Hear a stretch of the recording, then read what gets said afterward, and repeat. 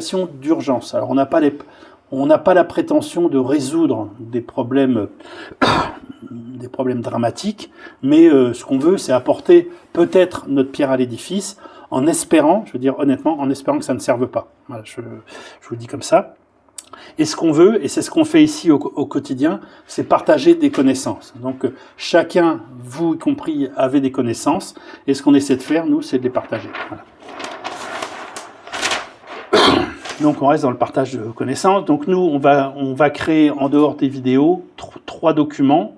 Le pourquoi, moi je l'ai mis en anglais, mais pourquoi, parce qu'en fait, pourquoi faire un système comme ça, sur quel cas ça s'applique, à quoi ça peut servir, et comment on l'utilise, et tout ça, c'est ce que vous allez faire tout à l'heure. Donc ce qu'on veut, c'est, on part, il faut que je tourne la page un petit peu, et je reviendrai dessus après.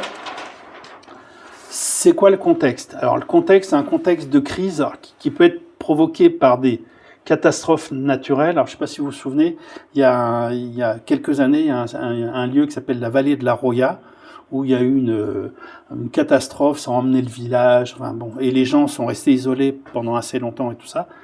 Donc nous, ce qu'on veut, c'est les personnes qui se retrouvent dans des catastrophes industrielles, naturelles, voire des conflits, qui se retrouvent isolés.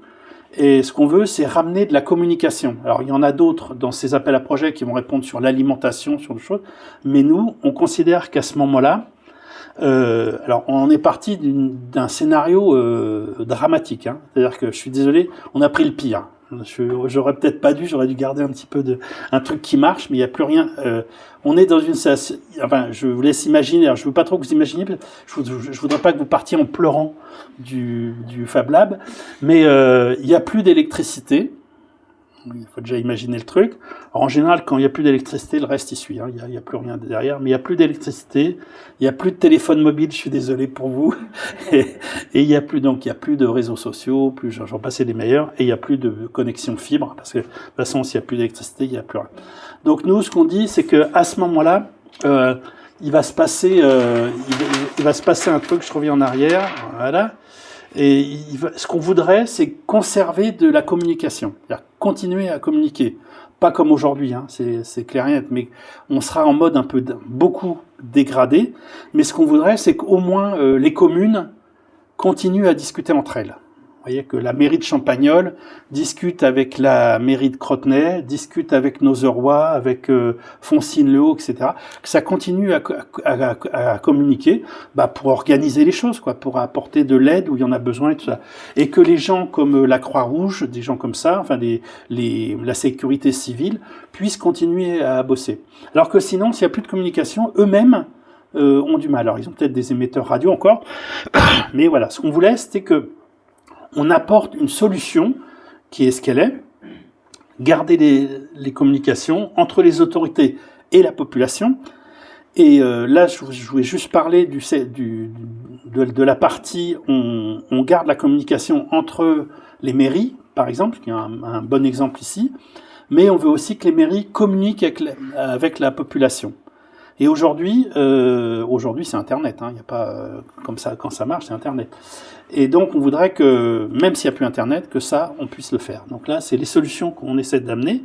Donc, entre les autorités vers la population, donc vers un grand nombre de personnes, entre des PC de crise, donc les PC de crise, c'est la Croix-Rouge, hein, c'est la Croix-Rouge qui arrive, et entre les différents points des PC de crise. Et puis, on est en relation avec un petit document qui vient de sortir, qui s'appelle un kit d'urgence. On vous demande, mais vous verrez ça dans les jours qui viennent, je pense. Et dans ce kit d'urgence, qui est demandé par le gouvernement de préparer à la maison, c'est d'avoir une radio FM. Une petite radio, je ne sais pas si vous savez ce que c'est qu'une radio FM, mais voilà, donc c'est quand vous écoutez la radio, c'est une radio FM.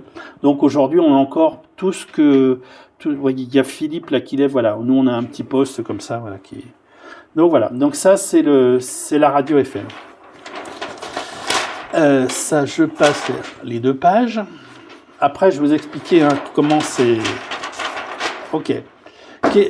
Qu'est-ce qui se passe s'il n'y a plus d'électricité? Donc, les postes de gestion de crise, ils ne fonctionnent plus, parce qu'en fait, on ne communique plus. on n'arrive pas à évaluer la situation, c'est-à-dire est-ce qu'il y a des blessés, est-ce qu'il y a encore à manger là, est-ce qu'il y a besoin d'eau, donc on n'arrive pas à évaluer la situation. On n'arrive pas à informer les gens, c'est-à-dire que les gens, ils sont un peu en panique parce que ça marche plus, mais on n'arrive pas à les informer. Et les services publics, ils fonctionnent pas bien. Je dis discontinuité, voire ils fonctionnent plus. C'est-à-dire que la police, tout ça, qu'on n'a pas toujours envie de voir, mais là, dans des cas un peu critiques, on est content de les avoir, mais eux, ça fonctionne plus. Et le résultat de tout ça, c'est que c'est un peu le désordre, voire totalement. Donc l'idée, c'est de ramener un peu je ne vais pas dire de sérénité, mais voilà, alors, par un système technique. Ici, on est dans un endroit où on gère des problèmes techniques, donc on amène une solution technique. Donc les solutions, c'est quoi? Donc on crée un système de communication Wi-Fi, un petit peu comme vous avez à la maison, et puis on met une antenne, par exemple, sur le toit de la mairie ici, et puis on remet une antenne sur la colline en face qui s'appelle le Mont-Rivel, bravo, qui s'appelle le Mont-Rivel.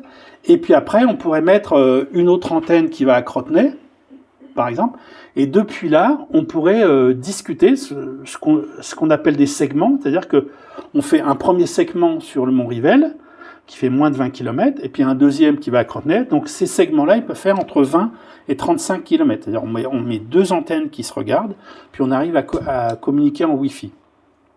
Et puis, et aussi, j'ai pas précisé, comme on n'a plus d'électricité, faut que ce soit autonome en énergie. Donc nous, on a des batteries.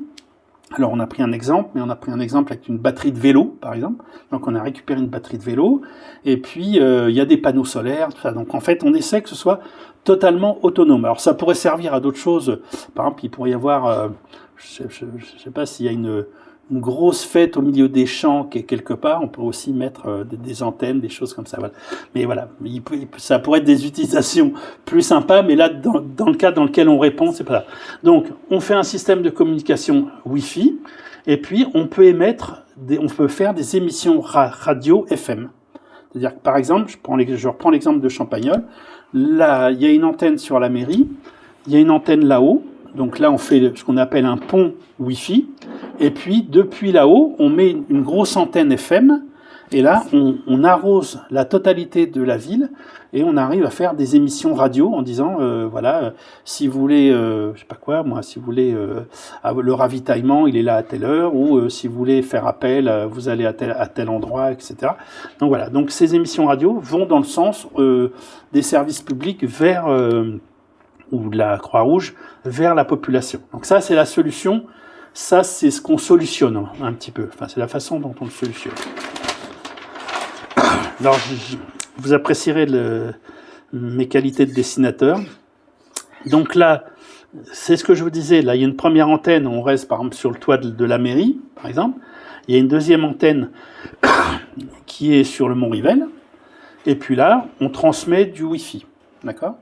Et là, je vous dis, une distance entre 20 et 35 km. Donc là, il y a beaucoup moins, donc on est sûr que ça marche. Et puis, ici, j'ai mis ce qu'on appelle une box. C'est pas la box orange, hein, c'est une box avec de l'électronique dedans, qu'on va vous montrer. Là, on a une petite box qui est alimentée par un panneau solaire et par une batterie. Le panneau solaire, il charge la batterie, etc.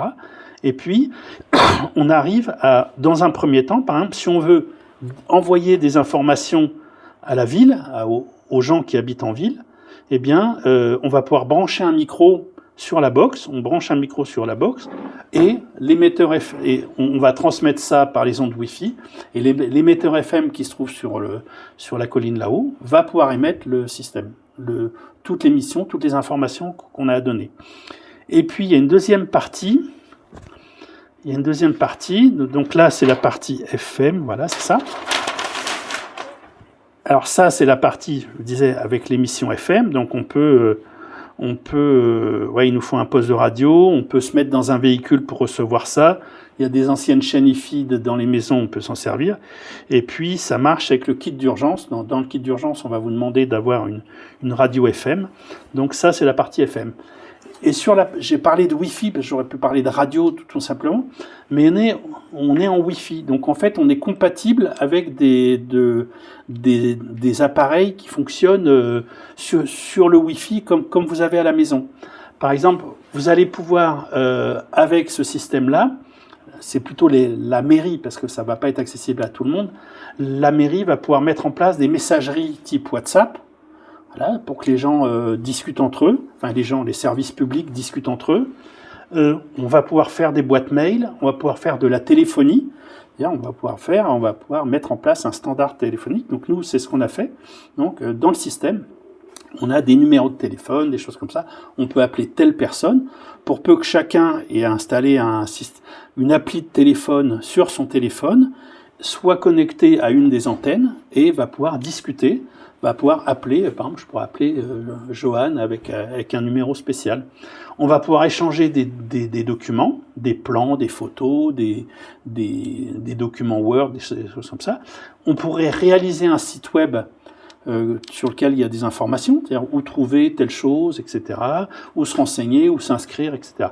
Donc là, ça, c'est un peu toutes les applications qu'on pourrait avoir avec notre système.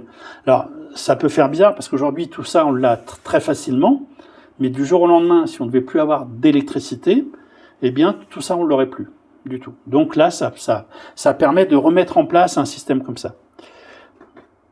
Alors, je crois qu'on est au bout, voilà.